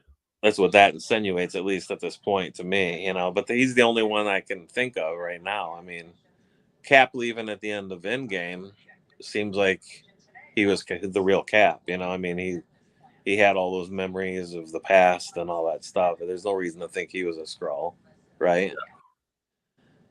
I don't know. We'll see. Yeah, you know, yeah, I loved the last Spider-Man movie. Having all three Spideys, that was great. I think it's the best comic book movie that Marvel's made. Comic book movie, not a superhero movie. Right. Oh, I Comic book movie. you know, I grew up on Amazing, and I'm never gonna like. I'm always gonna enjoy each one they make for just to see these characters. You know, I've always liked Willem. Right. I like Willem as a Green Goblin. I love the guy who plays Sandman. You know what I mean? There's some great casting. You know, I even liked what's the guy's name that played Electro? Oh, Jamie Foxx. Yeah, I liked him in this film better than the Oh, for sure. You know, he took it to a different level and stuff. You know. Mm-hmm. And I actually think that he'll probably be back as Electro again. I think Yeah. he, you know, I think so. So, but and I, you know, like obviously he's the best Doc Ock, right? I mean, I can't even imagine somebody else doing that, you know. No. So, but I would like to see them. I think my only problem in this one was, Dude, you know who would have made a great Doc Ock? Mo Howard. I can't From the picture Three him all. Stooges. Oh, well, yeah, of course. Come here, you. I mean, he's got the face and the haircut. He's got the face and the haircut. He doesn't have the belly. Right. You need to combine a little bit of curly with Mo Howard though, and then you got it because he's just not His fat brother, enough. you know. You know, the original Doc Ock was a little barrel chested and stuff. You know, and he's a shorty and stuff. You know, but anyways. So who do you think is going to be the new Wolverine? I have no idea, man. It seems like they've thrown out so many names at this point. You know, I think Edgerton would be good. Yeah. Him or the what's his name? Harry Potter. Put a short guy in it. Don't put a 6'4" guy in that role. He's supposed to be a little like a Wolverine. Yeah. Yeah. You know. But we'll see. And Henry Cavill supposedly is playing Hyperion in Loki season 2. Well, yeah, no, he is for sure. I think that's a for sure thing. Yeah. Which means he's gone. Which means the Squadron Supreme, right? I mean, that's probably going to be coming, probably, right? Mm-hmm. And there's some more characters there, you know. We're getting. It seems crazy, but we're getting the whole ball of wax with Marvel. You know, they're bringing every character you could ever have hoped for. You know, right? But it just seems it's going out of order for sure, and it just seems like it's going a lot really, really fast. But at the same time, they still don't really have Norman. Dude, I would love to sit in their story room with all the shit, you know, conspiracy board. Right. It's probably just rooms and, holy shit. Well, I got to give it a hand, man. He's fucking doing a great job. We know that Zemo is going to be taking the Thunderbolts to the screen, right? Dude, I think Zemo's a great character. Well, he is a great character, and the guy's playing him. I know we don't talk politics here, but yeah, the Zemo attack on the Avengers is really kind of what's happened in our political world, right? He goes, we're going to split. We're going to get you get them fighting with each other. Oh yeah, and what are we doing in this country? We fight with each other in this country over peace. Yeah. We all want peace, but we have this idea how we got to go about doing it. You know what I mean? They make people who are sitting at home minding their own business, or then go online and argue with people who are sitting in their houses that weren't going to have that argument if that product wasn't in the way. Right. Right. Stupid. But well, I think Zemo is gonna he's shown that he knows how to get in the middle of any situation between, you know, 2 people or 3 people or 5 or whatever. He knows how to agitate, you know, that way. Oh, for sure. And I think that makes you a dangerous person. Pretty dangerous, you know. So I think that he'll be, and I, you know, Thunderbolts are actually, they're not bad, right? I mean, they actually fought for, you know, to save the planet, right? And stuff. Well, they're, you know, like, you know, they're the Misfits. Right. You know, it's their version of the Suicide Suicide Squad. Squad. Yeah. Right. But yeah, like Doom Patrol, I love that show. I love watching it because it's just so damn ornery and like, you know, they you know, if anything for that, you know, but Yeah, that's like the best comic book TV show, in my Right. opinion. yeah, but there's a lot of, So twisted. it's very twisted. Those characters need medication for sure. You know what I mean? It's like they are so like, Robot's the best, man. yeah, it's that's the kind of thing like that stems from the horror stuff than when we were kids. You know, Mhm. To me that show does that. You know, the square masks and Right. the melting faces and stuff like that. You know, all that Mhm. stuff is very creature feature to me. You know what I mean? Yeah, Fangora. Yeah, totally. You know, Uh-huh. Motel Hell and all that stuff. You know, Yeah. which by Yeah, I the love way, that. I'm going to a Motel Hell reunion in about another month. Oh yeah, where's that at? It's going to be a show in Columbus, Ohio called Cinema Wasteland. Nice. And that's been kind of bucket list shit for me right there. Because when we were kids, and Oak Brook had that one movie theater that wasn't across, it was on the other side of 22nd Cermak, Yeah. close to the highway. You remember that one? The big Mhm. theater? Right. And I think it only had like 2 screens. Maybe at one point it only had Yeah, one. the Oak Brook Theater. Yeah. The Oak Brook Theater. We snuck in to see Motel Hell one night. Nice. We got in there and watched like raunchy movie Motel Hell, and that movie was fantastic. That's where I saw Superman. Well, see, it's the first Superman. Mhm. Okay, I saw Superman 2 at the other Oak Brook Theater across the street. Okay. I saw the first Superman at Tivoli. I didn't see it till way late at the Tivoli, you know. Yeah. But I did see Clash of the Titans at that theater. That was a great movie to see over there. I saw And Clash I of the saw Titans Animal at Tivoli. House. I saw Animal Tivoli or House. Ogden 6. What'd you see at Ogden 6? What did you just say? Clash of the Titans? Yeah. Oh, okay. Yeah, Tivoli or Ogden 6. Ray Hannuson, is that his name? Ray Hannuson. He made all those Sinbad movies and Yeah. yeah. Yeah, he came in the shop one day and everyone shit their pants. Well, They would still shit their pants now because I mean he's a legend, you know. I mean, Oh, totally, dude. Some of those creatures are amazing, you know. They came up with, Mm-hmm. you know, and Sinbad or Jason and the Argonauts. Jason and the Argonauts, all that stuff was so good. The skeletons coming to life and everything. Oh, dude, that movie like had such an effect on me as a kid that's what I wanted to do. You know, it wasn't Star Wars; it was fucking Jason and the Argonauts. Yeah, well, I mean, I think Clash of the Titans was kind of like that too for me as well. You know, I mean, like, yeah, great movie. I've seen it 1,000 times. Yeah, I mean, the owl flying around. The owl's great. Yeah, it's kind of like another version of C-3PO, a little different take on it, or something. Mm-hmm. Little R2-D2 and C-3PO combined, you know what I mean? Mm-hmm. But then you got Medusa was great. I mean, some of those monsters in that film were just, yeah. He had a great imagination. Oh, for sure. You know? Mm-hmm. I mean, I wouldn't be surprised to see like somebody redo those on some level, you know what I mean? Yeah. I don't know.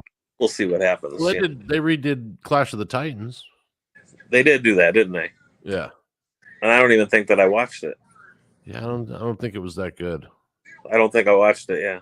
Yeah. See? Yeah. You know, like they're remaking fucking dude, they're remaking Roadhouse. I would watch Porky's, a new Porky's if they did. Right. Don't be remaking shitty. I would never never see a new Animal House. I would never go see. I think you got your finger on the microphone. I would never go see a Caddyshack remake. Like those are certain things I would never. You're blocking your mic. Okay. Yeah. There you go. Okay. Yeah. Porches I would return. I would never go see a Blues Brothers Animal House or Caddyshack remake whatsoever. You know, like these are things that should never happen in the world of cinema. Right, like don't remake Home Alone. Yeah, that's another. I mean, yeah. Or Ferris Bueller. You know, you can't. There's certain things that you can't do. You know. Bueller, anyone? Right. Mm-hmm. You can't take what happened in those films and recapture it. You can't do it. You know? Yeah. Magic happens in the moment, not right 50 years later because you want to make money. Right. Well, but you know, unfortunately, the kings that make those movies, they say, "Oh hell yeah, we can." Oh yeah, they tried doing a Ally McBeal reboot, Oh. and the new guys who bought Warner Brothers are like, nope, X gone. Well, I mean, as far as the comics go, I mean, or the comic films go, I mean, I'm not sure what DC has all planned. I know Flashpoint's going to be what really keeps that storyline moving forward. It seems like, you know, but right, or that's what they're going to use as the launching pad for. Right, and then they can get rid of whoever they need to get rid of and bring people in, whatever. I don't think that they need to get rid. I mean, Aquaman's perfect, and that movie's coming, but supposedly Wonder Woman's out. Well, that's horrible because I mean, even though 1984 was, I really still do like her as Wonder Woman. You know what I mean? Yeah, I think she did a great job, and Wonder Woman, the first Wonder Woman movie is really good. Right. I thought, but well, I think she could be as great as you want her to be, but you got to give her something good to work with. You know? Right. I think she embraced the character better, just as good as anybody else is going to do it. You know? Right. Plus, I just like looking at her. Who doesn't? Yeah. But they should have kept they should have kept the same writers from Wonder Woman 1 and done not give it to Patty Jenkins. Sorry. As good a filmmaker as she is, that's fine. But right. Don't change the recipe. You know what I mean? It worked so well. Right. Well, that's just, you know. I mean, once again, though, I feel like that's where DC is. They don't really. I mean, it seems like Marvel just has a better idea of who's doing what, getting it done, and moving about. You know, they've taken on a lot more lately, and it seems like it hasn't gone as smoothly. But I still think they kick it out a little better. You know what I mean? What, MCU? Yeah. When it comes to the films, when it comes to the films, I think DC is still kicking Marvel's butt when it comes to the animation stuff. You know? Oh, for sure. You know. Yeah, I just watched the Catwoman animated. Okay. That came out pretty good. You know, and they changed the animation style after a Flashpoint event, kind of after the Crisis on Multiple. And when Flash ran off, then that animated style died with it. Mm-hmm. And then they're, you know, like 3 or 4 films into the new animation style.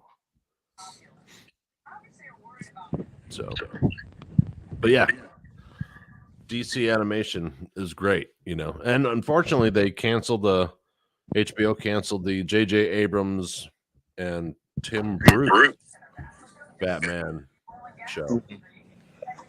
The Caped Crusader. See that, but that's what I was getting at. They seem to do a lot of that. You know what I mean? I wish, you know, I wish that there was more aggressiveness because DC actually, they've shown that they can really put some interesting stuff out. I loved Swamp Thing. You know what I mean? I thought Swamp Thing. That was great. And they're not going back to it, you know. And I thought that Derek Mears did a really great job as the Swamp Thing, you know. I mean, I just thought he really embraced it and he took ownership to it and stuff. And you know, now you know they're gonna reestablish that character again. Now you told me that was gonna be a dark Justice League, right? Justice League Dark or something like that. They're making a film for that or whatever, right? Yeah, they're supposed to be making you know. And I mean, Swamp Thing's key to that, you know. And I think you should have worked it like that. Perfect. Right, exactly. Yeah. You know, I mean, I don't know why that, you know, I mean, maybe they can always pull him back into it, and reestablish it or whatever, but right now it's kind of hard Like, to. when that thing went down with that, like, right then is when the big shakeup started happening, Mhm. and they were having problems and, you know, they're getting ready to sell and all that stuff and blah, blah, blah, blah, blah. Right. But I don't know. Well, that's all I'm saying is like, and I don't, some of the Marvel stuff, I don't fall into everything. Like I like the idea that happened in Vision and Scarlet Witch. I didn't like the um what's her name, the witch, the bad guy in the film. Oh, really? She's getting her own I series. did Agatha Harkness. Agatha, I yeah. didn't really care for her. No? I didn't. I mean, like, I have an idea of like what Agatha should be like, and she wasn't cutting it at all for me. And that doesn't mean that it has to be pleasing to me or whatever. He's trying things, and Right. he has to have these actors for a certain amount of time. So, I would like Agatha to be the old hag that she was, but if you get an old hag, what if she dies? And you want this character for 10 Oh. years, or, you know what I Oh, mean? for sure, for sure. So the reality sets in with things like about that. I was surprised with the work they got done with the lady that played Aunt May in the Sam Raimi rendition of Spider-Man. She was there for all three, and she was very good at it. Right. But I mean, that's something that you don't know is going to Right. work out, right? Oh, totally. The actors come and go. You know what I mean? Like, you just never know. So Oh, that for sure. I'll let it slide. It's Agatha. It's not like a major character or whatever. Yeah, I'm But really I mean, looking forward to Blue Beetle. well, I don't know that much about the Blue Beetle, but I mean, I like all those characters. You know what I mean? Yeah. I think they all have potential to have something cool. You know what I mean? Yeah, and Black Adam looks really good. Black Adam, I'm looking forward to.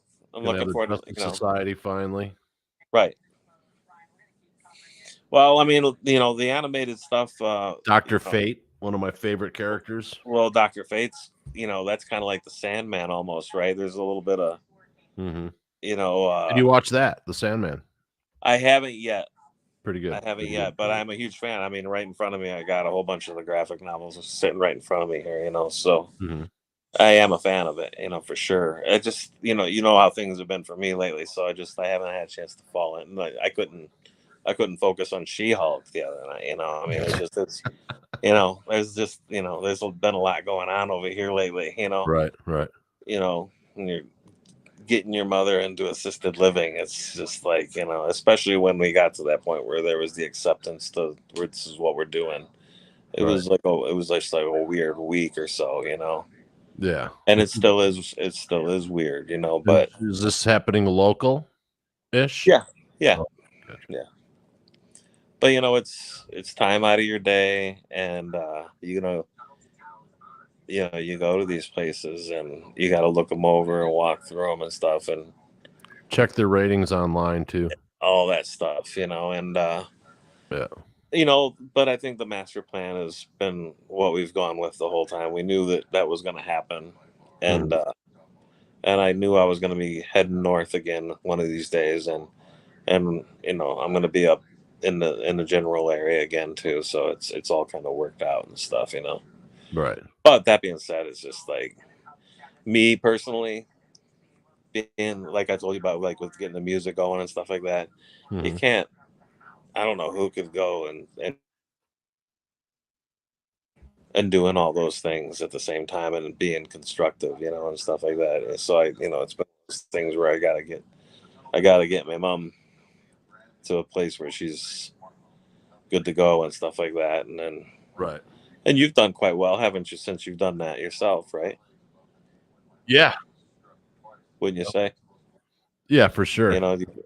You really trekked along pretty quickly then, once you had that freedom back and stuff. So, I kind of feel like that's what's Yeah. destined, for me. Yeah, I cranked, you know. Yeah, right. You did. I So, mean, it's great. It's great. And I mean, and you're absolutely. growing it. You're growing it, and it looks done. It's well done, Thank you, thank you. Absolutely. Yeah, man, But yeah, you know, a lot of people don't, you know, at our age, are all of our parents, if they're still with us, are getting up there in age, and there's challenges that you got to do. But I you didn't know, see it coming, but it was one of those things that, COVID kind of walked us across that bridge, you know what I'm saying? exacerbated the situation. It did, and it was one of those things where I think I had to be the kid that took that on, and Right. did. Just, you know, like we're both the youngest kids, and we both wound up taking care of Ma. You know. Well, I don't have kids of my own, too. Mhm. So I don't have the extra stuff, Right. Both my brother and my sister do, Yeah. and I think that things when they did handle things, they didn't handle it too well, Right. and so I think it was time for me to take my crack at it, and and I kind of Yeah. also think that I wasn't the right person either, because at the same time I was the only one working. So, Mhm. she was pretty dependent on me getting things, that she needed. And one of those things she needed was just someone to talk to. And For sure. Yeah. she didn't have that all the time with me working and stuff. And Right. that's why I'm saying there's no way that I could have a band and go and work with guys and stuff and do all those things like I used to and have her sitting here all the time alone and all that. It's just not something that can happen. Right. So, I mean, those are things that are being addressed now. And Hmm. But I mean, thank God for these comic films, right? It gives us something to kind of get the thoughts, Oh, fall into, absolutely. you To know, escape. and that's always been the beauty of comic books and the Hmm. films and the rock and roll and how it all meshes together in the world of pop culture and stuff like that, and Absolutely. right. And I think a lot of people have figured it out that way, you know what I mean? And that's Mhm. why it's grown as a business through the years, because it's an escapism that Oh, for everybody sure. that everybody needs on some level, Absolutely. you know. Yeah, And and a lot of people were, you know, there's multiple ways to do it. You can do it by watching movies, by right, collecting art, by reading the stories, right. by dressing up as Plastic Man and trying to stretch your body as far apart as you can, and stuff like that. Right. I mean, there's multiple ways of doing it, Oh, for sure. But I mean, there's so many different levels of, you know, when I walked around C2E2, I really felt like, you know, some of these people, when they were locked in for 2 years or whatever, they were Right. getting some ideas, man. Like both with their costumes, or you can tell that people kind of were prepared to get back out and start doing stuff. Oh, dude, my buddy Ted is building a Punisher suit with the two guns. Yeah, but that's something I saw some amazing things there, that Oh, for people sure. had done, and I was just like, this was not something I used to seeing, you know what I mean? Like the people Mhm. really got busy on their own, like but this happens, right? Right. You get these pandemics, or like you wind up losing a job or something, and Mhm. you get Yeah, and a time. lot of people aren't going back. You know, there's this new term because they keep on changing words. There's this new term, was it soft quitting or some shit? Right. And all it means is you're not working overtime. Okay. Yeah. How's that quitting? I don't know. All I know is that, what people need to understand is, when people, when they are out of work or when a Mhm. pandemic hits or whatever, sometimes the most amazing things happen because people have time to gather their thoughts again and Oh, for sure. create. I mean, I put out 2 books. I wrote Right. another 2, and then I'm writing There's Right. Profits. Right. Right. And sometimes the work that goes into those things during those times are like the best, because Yeah. we get ourselves in a situation where we can just chill and focus and worry about, that one thing or those two things or whatever it is, Yeah. and pour yourself into it. Yeah, I even have, like, a parody of, guided meditations called Fuck Ohms coming out. Oh, I like that. Yeah, and it's pretty funny. Yeah, I'm sure it smells. I mean, that sounds like something That, and pretty we good. also have, the round dial radio players are coming back, and we're doing, last year we did, Woke of the Worlds instead Mhm. of War of the Worlds Right. parody. Took the script from 1938 and kept the rhythm, but I changed 90% of the content. but I kept their rhythm from the Mercury Theater writers. Okay. So this year we're doing a parody of the Christmas Carol called the Xmas Carols, and it stars Vito Bupkis as the Scrooge, and basically the ghosts are all his girlfriends, all named Carol. Oh, I like that. Yeah. That's fantastic. So yeah, the Xmas Carols starring Vito Bupkis as Ebenezer Scrooge will be out for Thanksgiving. You gotta let me proofread that script before you do any shooting or anything. Oh no, it's a radio play. So if you want to play a part, okay. You want to play a part? Like, yeah. Yeah, I would. Okay. I actually have ideas right now that I would like to sit and talk to you about. You know, I mean, yeah, I will tell you. Did you done, ever right? hear the old Spider-Man rock comic from like the 70s that came out? I believe so. Yeah. And Doctor Strange is on it, and the Kingpin and stuff, and Kingpin captures Aunt May, and he goes, "You kill Spider-Man, or your Aunt May is dead." You know, and that's the dilemma, right? Yeah. And Peter Parker keeps hearing Uncle Ben in his head, like talking to him, Mm-hmm. and somehow Uncle Ben leads him to Doctor Strange to help him find his Aunt May, but the Doctor Strange, when he comes to him through his other dimension or whatever that he can go into the astral dimension or whatever. Yeah. The astral There's some amazing audio effect stuff that they did for Doctor Strange there. I would like to do something like that with whatever part I get, And when you hear it, you can dig it up on YouTube. It's called Spider-Man, a rock comic or whatever. Okay. You can listen to it, and you will know exactly. It's funny. I just happen to have this like lined up. This is one of the best sounds you would hear when we were kids. Well, of course. Yeah, of course. That ties to walking. Yeah, I mean that was Dude, that bass line is kicking. So this record I was telling you about, it's like it's a story, it's an audio story, of Spidey's dilemma. He's got to save Aunt May from Kingpin, right? Mm-hmm. But it also has these original rock and roll songs that were they like segue each like scene and stuff. Nice. And it came out on Buddha Records in the early Buddha Records. Yeah.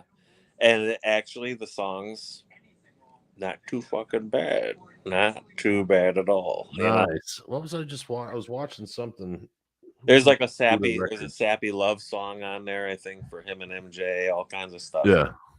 I don't even know if it's MJ. It's just there's a sappy tune where how Peter Parker feels sorry for himself a lot. Right.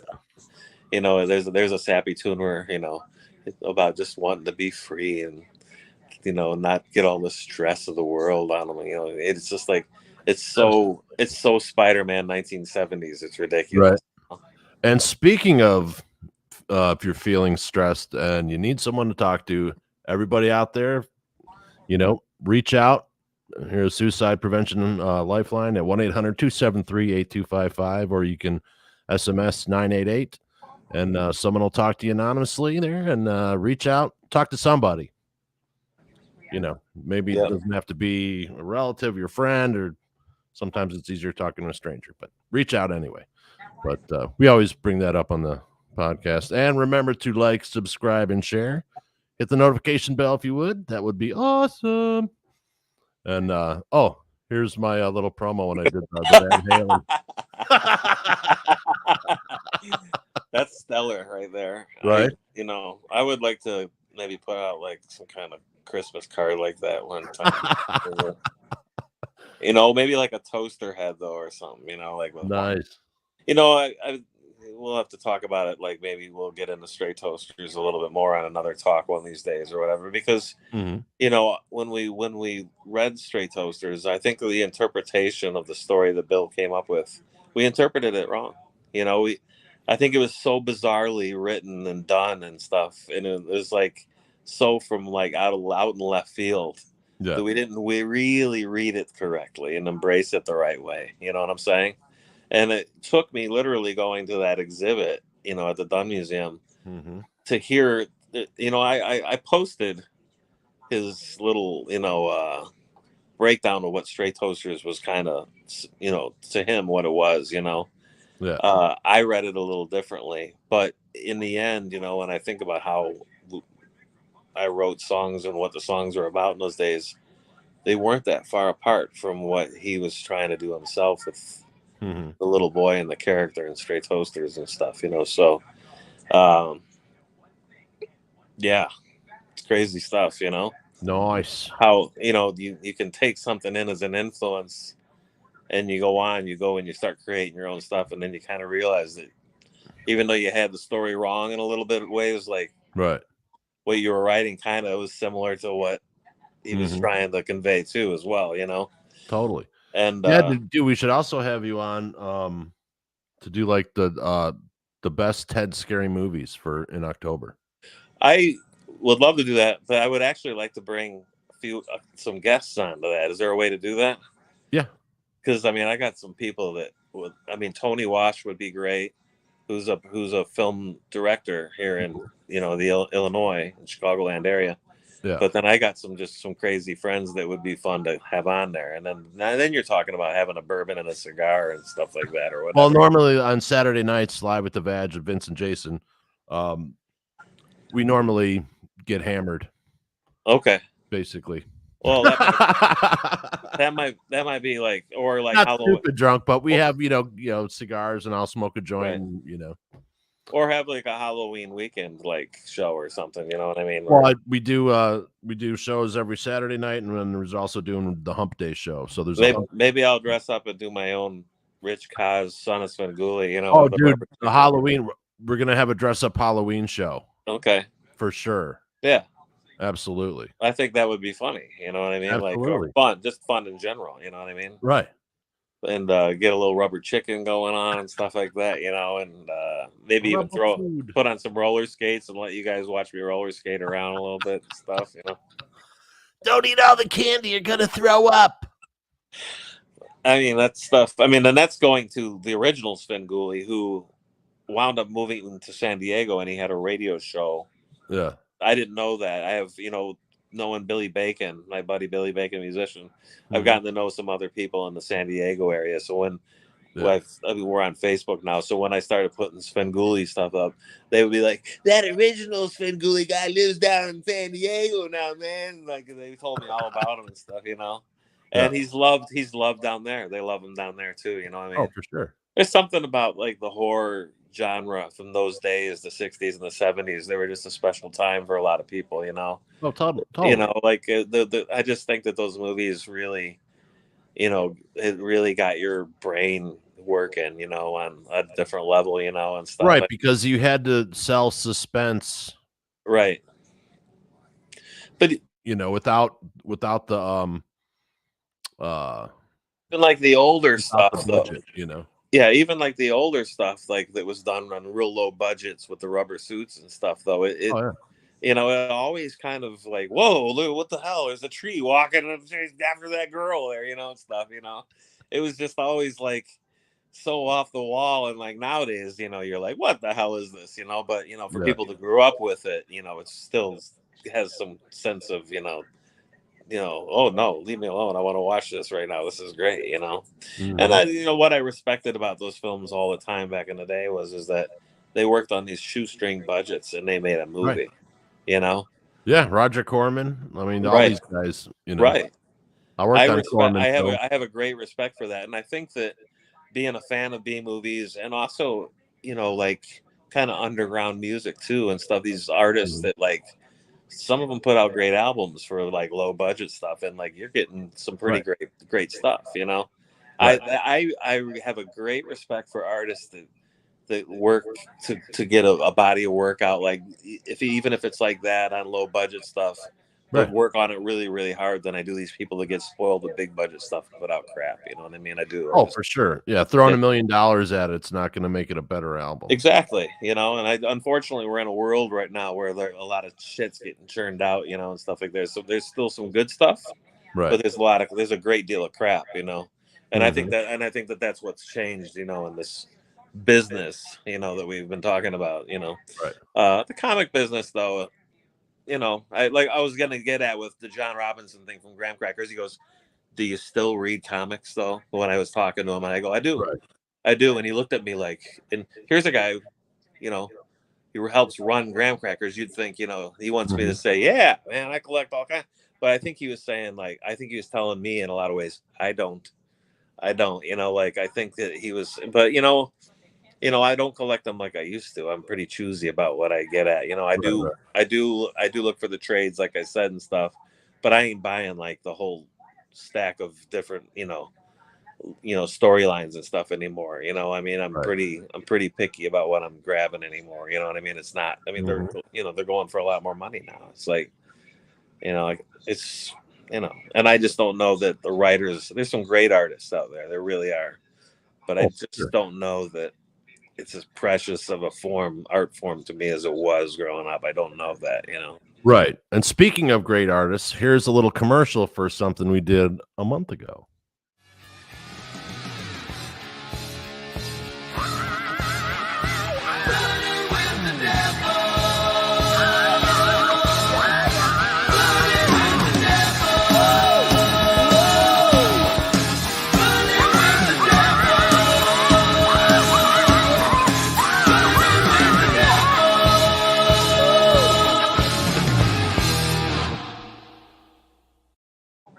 So the Queensryche comes out 9 a.m. on Monday.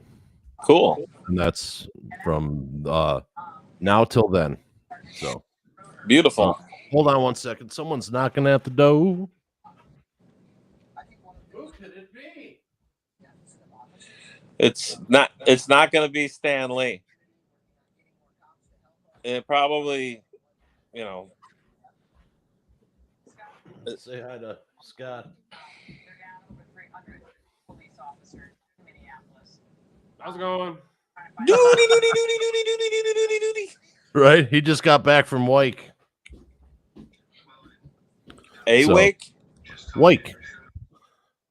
Work. Yeah. Wake. Oh, but, Wake. Wake. I thought you were saying he just got back from a wake, and I was like, no. No, there is one Friday though. Angie passed away. She was Glenn Wagner's girlfriend for a bunch of years. Okay. But she was one of the group. Yeah, she had lung cancer. And she was getting this electric shock treatment. Yeah. Which is the new treatment for lung cancer, which I never heard of. Well, I think what it does is it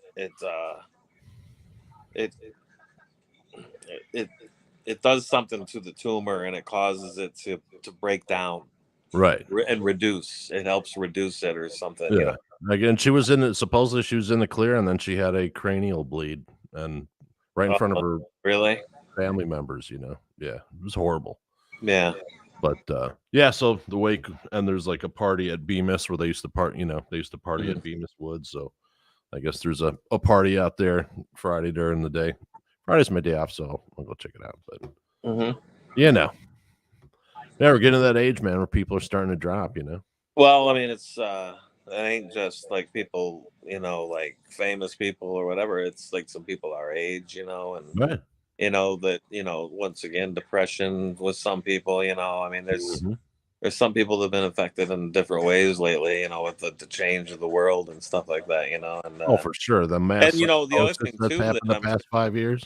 Yeah, well, I mean, Angie, I'm sure, like a lot of people, probably couldn't even get some treatment for a while there, right? Couldn't even get to a doctor because probably, yeah. So and that's, when I went to see Paul out in Liverpool, that they told me that, he when he had his stroke, that he didn't really have a chance to heal from it properly because he couldn't go through the treatments that he properly needed right at that time because of COVID, for sure. They just weren't going to do it at that time, Right. And I mean, you're hearing that a lot about, a lot of people, having those It's interesting that the CDC, basically everything they said the past 2 years is all bullshit. And then if you're called like me, like, we talk all the time about it. Everything we talked about came true. I mean, it was, right. It's just ridiculous. And now they're restructuring it, which they should. They obviously know. And we just have to live long enough so we can fuck them. We'll fuck them because we grew up on all those revenge films and stuff, so we're gonna know how to do it. You know what I mean? Everyone will just go and cough on them. Yeah, exactly. Well, it'll be like, it'll be like speaking of street. coughing, Fauci retires in December. Yeah, but that's another story. Yes, it is. Well, you got it right. It's a story. It's a story.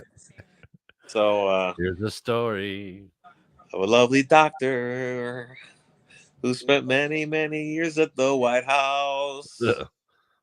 Researching bats.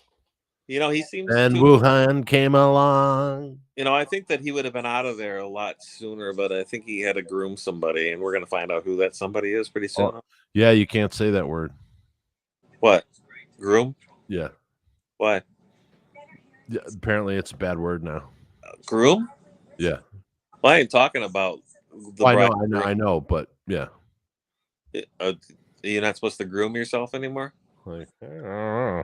I think it's called manscaping, sir. This is gone from a comic talk to Wayne's World. Rock on. What's up, Wayne? Party on, George. Why can't Well, yeah. Well, hey, Beabuff. Why can't I say groom? Yeah. Holy moly, man. We are in an upside down world. What are you going to do? Well, I'm not going to groom anything. Right. Right.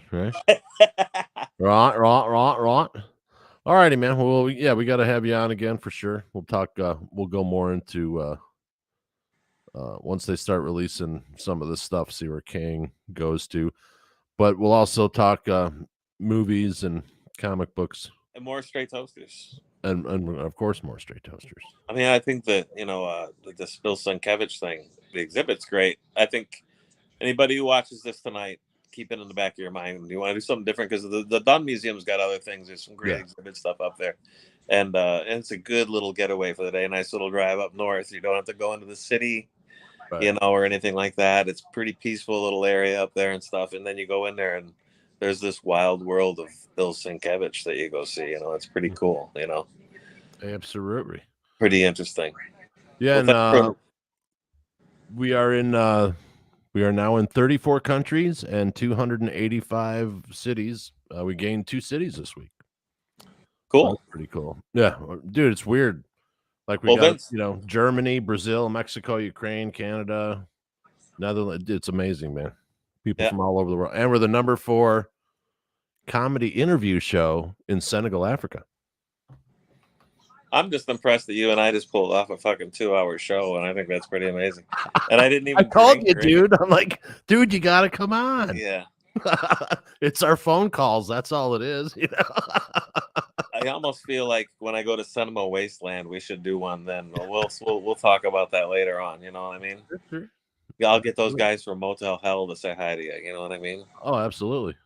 I think the guy, one of the guys from Mad Max is going to be there. Maybe I'll get Vernon Wells, I think is his name, or something like that. Mm-hmm. So we'll see. I'll see what I can.